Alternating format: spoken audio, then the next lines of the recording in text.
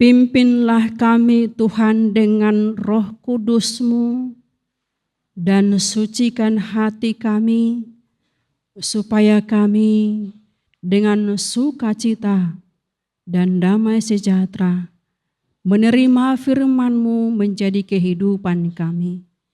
Berkatilah kami Tuhan. Amin. Firman Tuhan khotbah kita pada minggu ini yang tertulis dalam Injil Lukas pasal 15 dimulai dari ayat 11 hingga dengan ayat 32. Karena ayat ini panjang, kita membaca secara responsoria. Perumpamaan tentang anak yang hilang. Yesus berkata lagi, ada seorang mempunyai 2 anak laki-laki.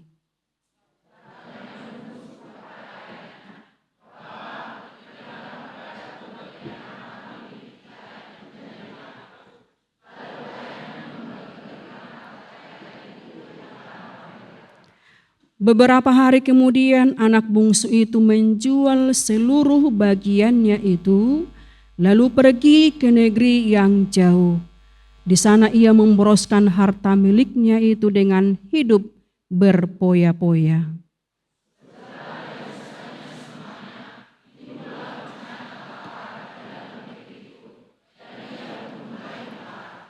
Lalu ia pergi dan bekerja pada seorang majikan di negeri itu.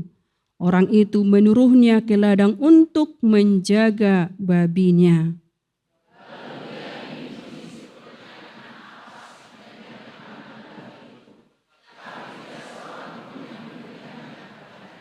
Lalu ia menyadari keadaannya, katanya, betapa banyaknya orang upahan Bapakku yang berlimpah-limpah makanannya, tetapi aku di sini mati kelaparan.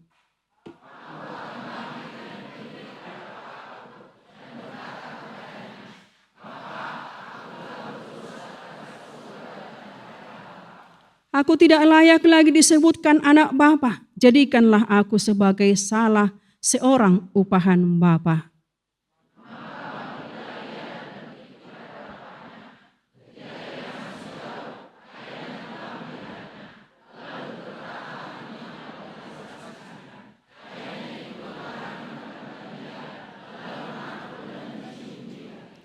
Kata anak itu kepadanya, Bapa, aku telah berdosa terhadap sorga dan terhadap Bapa.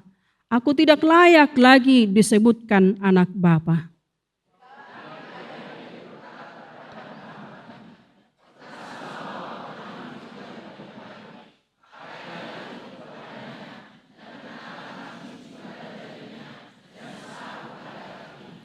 Dan ambillah anak lembu tambun itu, sembelihlah dia, dan marilah kita makan dan bersukacita.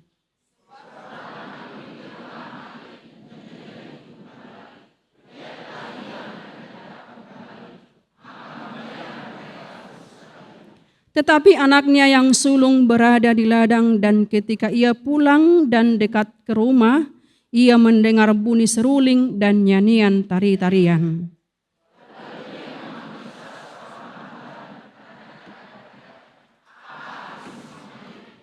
Jawab hamba itu, adikmu telah kembali dan ayahmu telah menyembelih anak lembu tambun, karena ia mendapatnya kembali dengan sehat.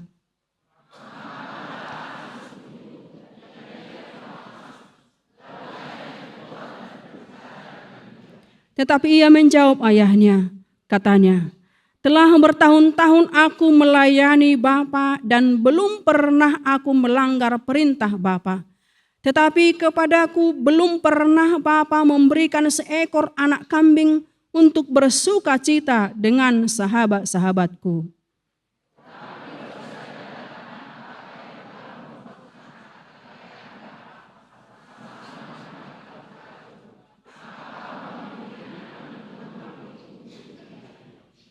Kata ayahnya kepadanya, anakku, engkau selalu bersama-sama dengan aku, dan segala kepunyaanku adalah kepunyaanmu.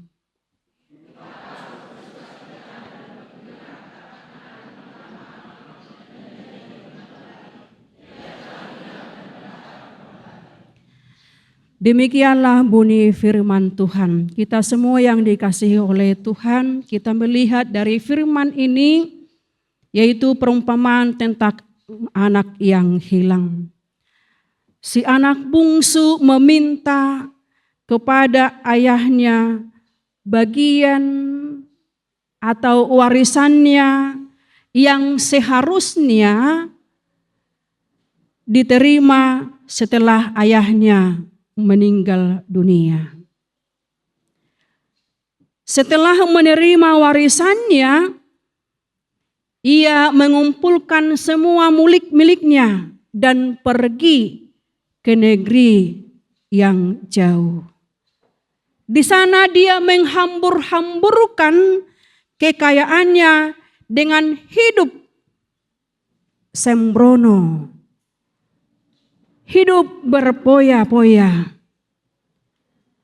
Akibat hidupnya yang sembrono, akibat hidupnya yang boros itu, ia menghabiskan semua hartanya dan menjadi sangat miskin. Terutama ketika menjadi kelaparan yang hebat. Ia terpaksa mengambil pekerjaan sebagai penjaga babi. Pekerjaan yang sangat hina bagi orang Yahudi. Dan akhirnya dia menyadari bahwa dia sudah bersalah. Dia menyesal dan memutuskan untuk kembali kepada ayahnya. Ia pergi kepada ayahnya dan mengaku, "Bapa, aku sudah berdosa terhadap surga dan terhadap engkau, terhadap Bapa. Aku tidak layak lagi disebut sebagai anak Bapa." Ia tidak meminta untuk dihormati seperti dulu lagi, melainkan dia meminta untuk dijadikan sebagai salah seorang pelayan atau pekerja ayahnya. Bapak Ibu yang dikasihi oleh Tuhan, perumpamaan ini mengungkapkan bahwa siapapun dia gampang masuk ke dalam dosa, gampang terlena.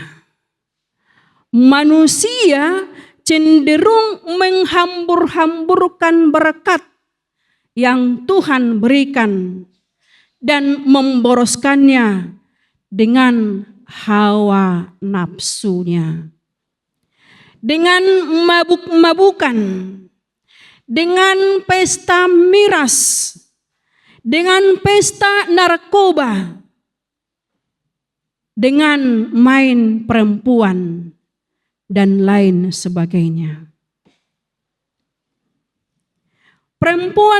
Perumpamaan tentang anak yang hilang ini menunjukkan bahwa sifat manusia itu ingin hidup sebebas-bebasnya dan tidak mau terikat dengan Tuhan. Dan apa akibatnya? Sesudah dia menjauhkan diri dari orang tuanya, dari Tuhan, dia hidup sengsara. Orang yang ingin bebas dari Tuhan akan sengsara oleh kebebasannya sendiri. Itulah yang dilakukan oleh anak tadi. Tetapi dalam firman Tuhan ini kita melihat bahwa Bapa kita, Allah kita yang Maha Pengampun, Bapa kita yang Maha Pemurah, Bapa kita adalah Maha Bapa yang Maha Pemaaf. Kita melihat tadi, dan itulah topik minggu kita. Bersukacita atas kembalinya anak yang hilang. Ada sebuah ilustrasi. Seorang ayah setiap malam selalu menata meja makannya dengan 6 kursi di meja makan. 5 orang untuk anggota keluarga yang tinggal bersamanya. Dan 1 lagi yang berada di ujung meja makan lalu dibiarkan kosong. Lalu istri dan anak-anaknya bertanya, "Ayah, untuk apa kursi yang kosong itu?" Sang ayah menjawab dengan pelan, "Itu untuk kakakmu. Kalau suatu hari kakakmu itu pulang, kursinya bagi dia sudah ada." Kakaknya itu telah pergi dan dari rumah bertahun-tahun sebelumnya setelah berselisih dengan ayahnya. Ia tidak pernah kembali dan tidak pernah mengirim kabar. Tapi malam demi malam kursi itu tetap ada dan tidak digunakan orang lain.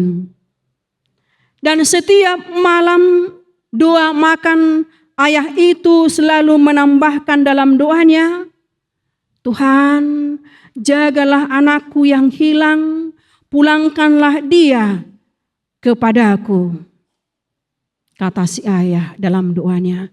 Bertahun-tahun berlalu. Suatu malam ketika keluarganya sedang bersiap makan malam, terdengar suara pintu diketuk pelan. Dan saat pintu dibuka, anaknya sudah berdiri di depan pintu dengan tubuh yang sangat lelah. Dia berkata, "Ayah, bolehkah aku pulang lagi?" Lalu sang ayah berlari menghampiri, lalu memeluknya, dan dengan seruan dan suara gemetar sang ayah berkata, "Anakku, kursimu selalu ada di sini. Aku tidak pernah berhenti menunggumu pulang," kata si ayah.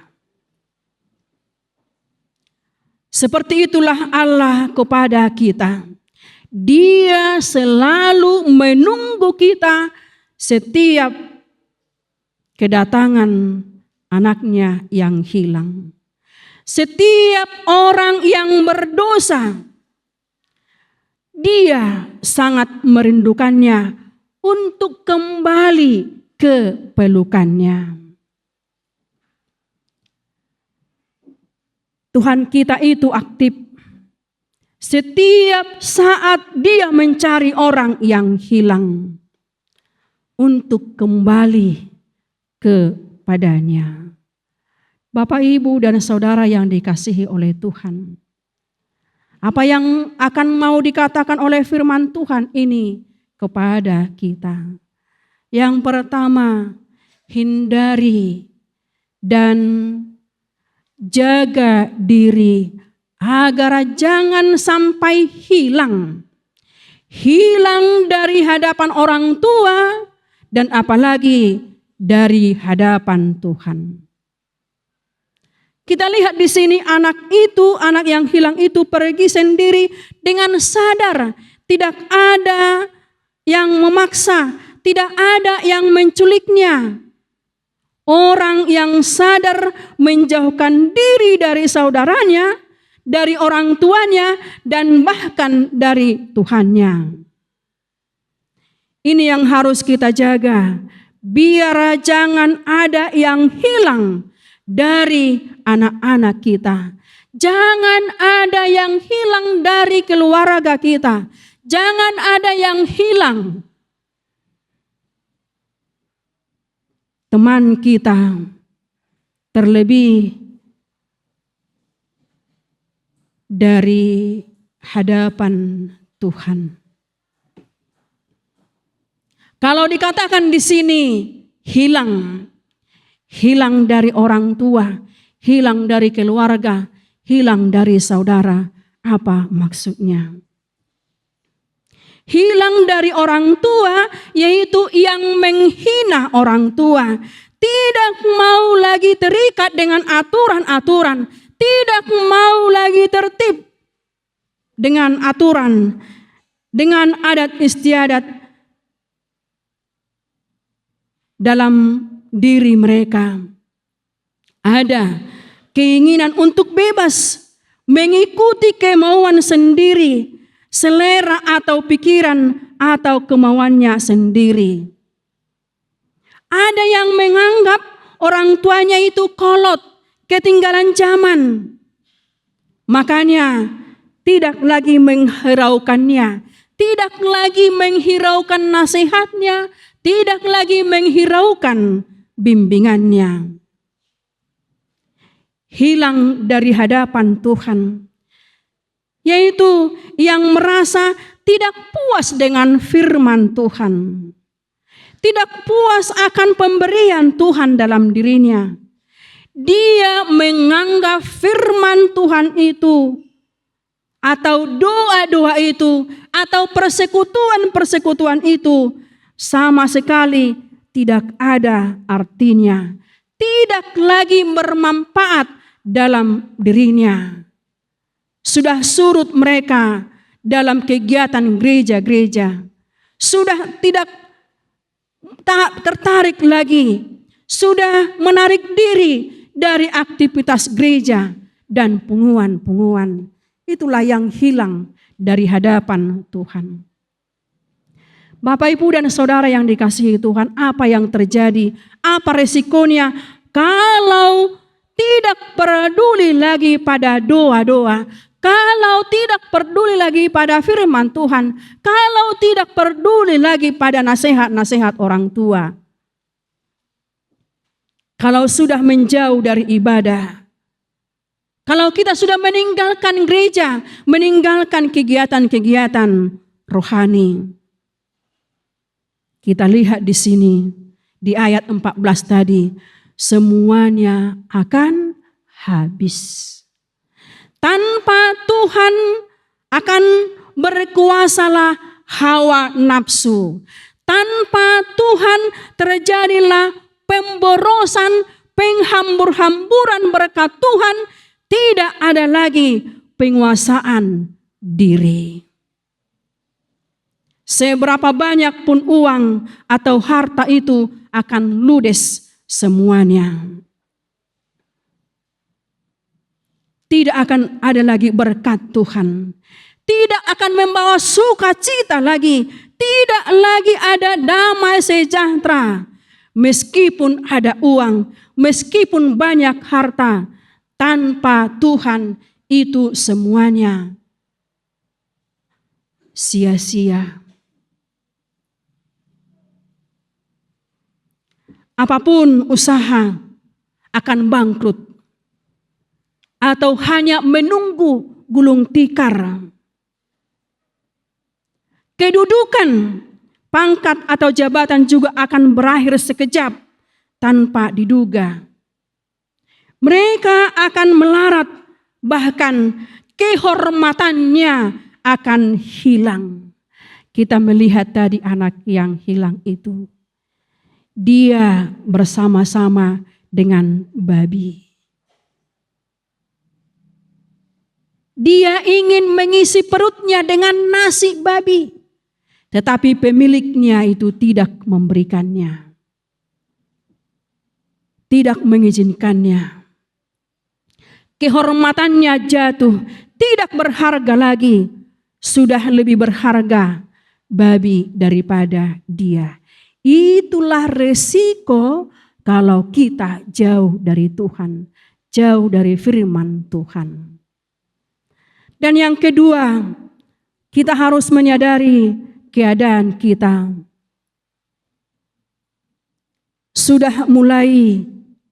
Kalau kita sudah memulai menyadari perbuatan salah yang kita lakukan, maka kita harus introspeksi diri dan bahkan penyesalan serta pertobatan. Kita pernah dan sering mendengar Yohanes 3 ayat 16. Karena begitu besar kasih Allah akan dunia ini, maka Dia memberikan anaknya supaya orang yang percaya kepadanya beroleh hidup yang kekal. Itulah kasih Tuhan kepada kita. Dia selalu mencari kita. Dia selalu menunggu kita kapan kita menyadari kesalahan dan dosa kita. Dia tidak melihat seberapa layak kita di hadapannya. Tidak. Tetapi Dia selalu menunggu kita setiap saat untuk datang kepadanya. Itulah yang diharapkan, sukacita setelah kembalinya anak yang hilang itu. Lasni roha di hamumulak ni namagoi. Mungkin dalam kehidupan kita, dalam keluarga kita, selalu ada pergumulan. Selalu ada yang kita pikirkan, yang kita susahkan. Di sini kita melihat bahwa anak yang hilang itu tidak peduli dalam kehidupannya. Baru pe dungro nahaciti, dia sadar. Begitu jugalah dengan kita. Jangan tunggu sampai datang penderitaan menyiksa hidup kita, baru kita sadar akan dosa kita. Setiap saat kita harus mengaku dosa kita. Seperti yang dilakukan oleh Ayub. Dia setiap saat, setiap malam berdoa, meminta keampunan dosa. Bahwa dia berdosa, anak-anaknya berdosa, keluarganya berdosa. Makanya dia setiap malam meminta keampunan dosa dari Tuhan. Demikian juga dengan kita. Kita semua sadar bahwa kelemahan kita, banyak kekurangan dan dosa kita. Jangan kita menganggap bahwa kita sudah sempurna di hadapan Tuhan. Dengan mengaku siapa kita, sadar kita siapa kita. Dan mari kita introspeksi diri dan menerima keselamatan yang dari Tuhan. Amin, kita berdoa. Berkatilah kami Tuhan dan juga firman-Mu yang telah kami dengarkan pada minggu ini. Kami berdoa ya Tuhan bagi saudara-saudara kami jemaat-Mu, hamba-hamba-Mu yang sedang mengalami sakit penyakit, yang ada di rumah sakit, di rumah atau dimanapun mereka berada. Tuhan jamah tubuh mereka dan juga hatinya, rohnya, pikirannya. Biarpun badannya lemah dan sakit, tetapi jiwanya mengenal Tuhan dan percaya bahwa Tuhan berkuasa di dalam kehidupannya. Biarlah mereka juga dapat memuji-muji Tuhan dalam kelemahannya, dalam sakit penyakitnya. Begitu juga dengan orang jemaat yang bersedih, yang berduka, yang lemah, banyak pergumulan, banyak dosa, kiranya Tuhan juga ampuni dan berikan pengharapan kepada mereka. Kami berdoa untuk bangsa dan negara kami ini. Banyak kejadian, kekerasan, demonstrasi, banjir, dan lain sebagainya yang membuat banyak bangsa kami, negara kami, masyarakat kami korban. Kiranya Tuhan melihat dan biarlah Tuhan yang memulihkan bangsa kami. Ingatkan Tuhan para pemerintah kami, pemimpin kami, presiden bangsa ini dan wakil juga MPR, DPR, sampai pemimpin ke pelosok. Tuhan berikan roh-Mu supaya mereka dapat memimpin dengan baik, dengan takut akan Tuhan. Ingatkan mereka Tuhan bahwa Tuhanlah yang memilih mereka memimpin bangsa ini. Biarlah mereka takut kepadamu Tuhan, sehingga mereka mengasihi semua rakyat Indonesia ini. Karena itu Tuhan, para mahasiswa yang berjuang untuk meminta keadilan, kebenaran di negara ini, lindungi mereka Tuhan. Jauhkan dari segala mara bahaya. Berikan hikmah kebijaksanaan kepada mereka, kepada demonstrasi, supaya mereka dengan bijak menyuarakan isi hati masyarakat Indonesia ini, sehingga tidak terjadi korban, kecelakaan, dan lain sebagainya. Terima kasih Tuhan. Kami berdoa khususnya untuk uluan kami, amang pendeta resort kami, pendeta Pransjogi Sidabutar yang sedang okname di rumah sakit. Dia merasa lemah badannya, tubuhnya ya Tuhan. Jamah dia Tuhan dan sembuhkan, angkat sakit penyakit yang ada dalam tubuhnya. Biarlah Tuhan mengasihi hamba-Mu supaya boleh bekerja dan memberitakan Injil, memimpin gereja ini sesuai dengan kehendak-Mu. Berkati keluarganya, anak-anaknya semuanya, dan juga kami ya Tuhan. Berkatilah kami sepulang dari gereja ini, biarlah kami menikmati sukacita dan berkat-Mu sampai ke rumah kami dan memperoleh damai sejahtera untuk melakukan segala aktivitas kami. Terima kasih Tuhan, dengarkanlah doa kami ini yang kami sampaikan hanya dalam nama Yesus Tuhan kami yang hidup. Amin.